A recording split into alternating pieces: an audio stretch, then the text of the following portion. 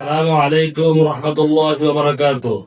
আলহামদুলিল্লাহ, দীর্ঘ 30 বছর ধরে আমি দিনী শিক্ষা ও মাদ্রাসা প্রতিষ্ঠানের খেদমতের সাথে সম্পৃক্ত রয়েছে।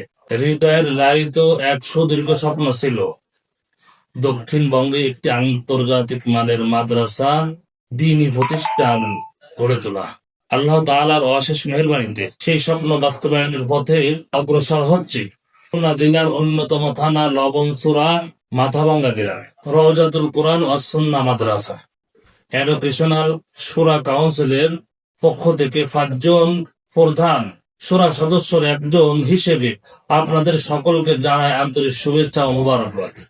শূরা কমিটির সর্বসম্মত পরামর্শ করবে অর্থ প্রতিষ্ঠানের দায়িত্বে থাকবে আমার সুযোগ্য পুত্র হাফেজ মাওলানা মুফতি মাহফুজ বিন ইকবাল। আলহামদুলিল্লাহ, কোরআন ও সুন্নাহ ভিত্তিক আদর্শ প্রজন্ম গড়ে তোলার ধীর প্রত্যয় আমরা যাত্রা শুরু করছি আন্তর্জাতিক মানের হাফেজ আলেম নিয়ে।